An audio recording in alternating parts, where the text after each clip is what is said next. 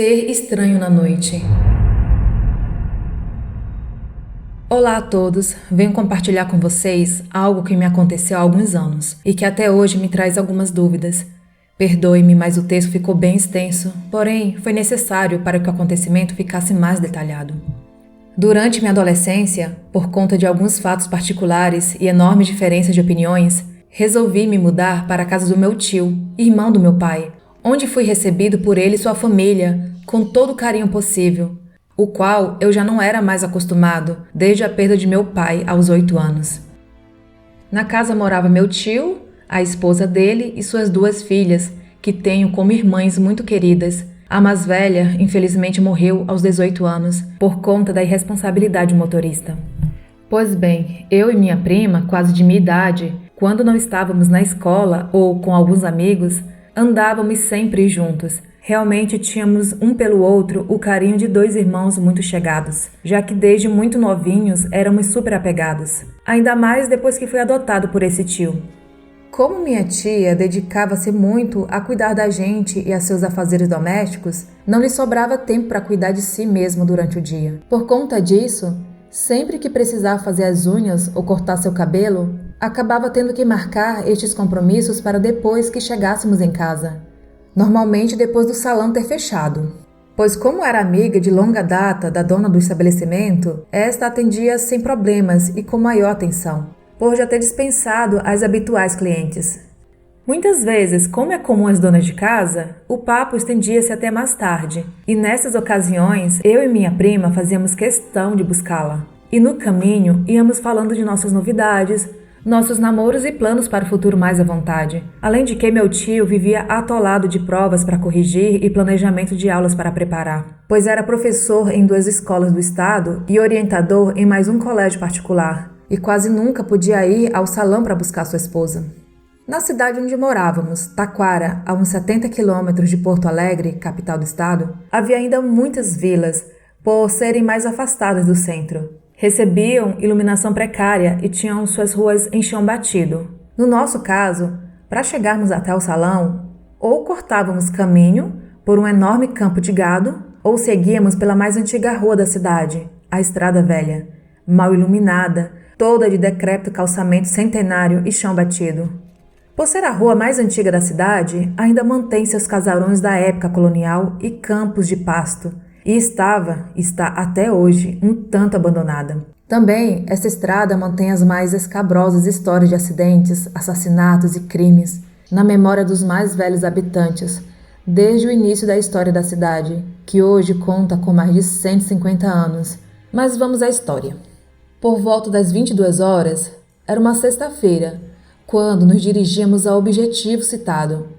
Resolvemos que tomaríamos o caminho da estrada, pois como havia chovido recentemente, o campo por onde atalhávamos deveria estar todo enlameado.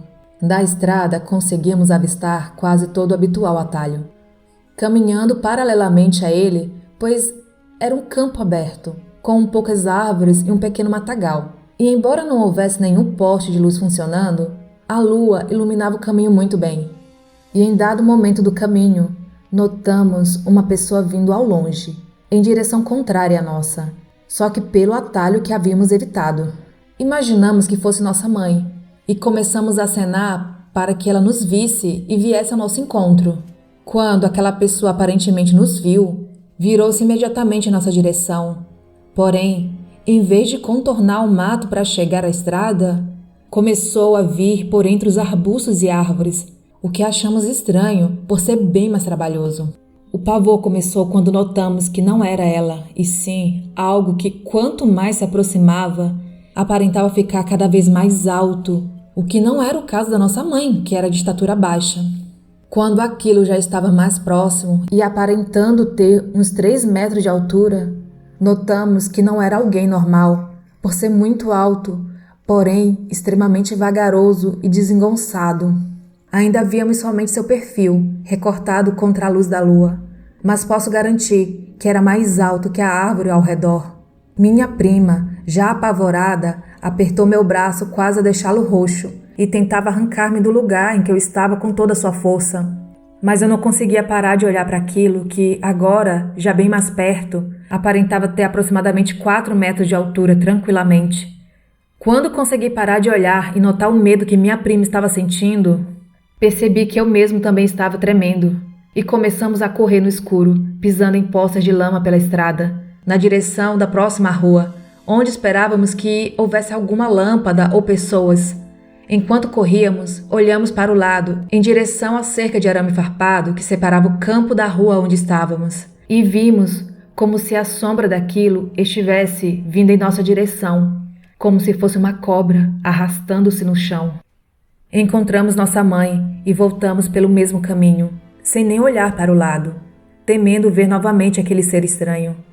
E quando chegamos em casa, longe dos ouvidos céticos de meu tio, contamos o acontecimento para ela e para minha avó, que nos disse que meu pai e meu tio, quando jovens, detestavam passar pela mesma rua durante a noite, pois lhes parecia que as sombras sempre lhes perseguiam. Até pouco tempo antes de falecer, minha amada prima confirmava, de olhos arregalados, essa história. E embora anos depois ríssemos e tentássemos encontrar uma explicação lógica para aquilo, foi muito estranho e no momento em que aconteceu, foi apavorante. Hoje eu sou um cara bastante cético, casado e consciente do mundo físico que nos cerca. Porém, essa experiência e ainda outras que pretendo contar nunca foram explicados logicamente, me deixando com certas dúvidas até hoje. Esse é mais um relato do site casafantasma.org.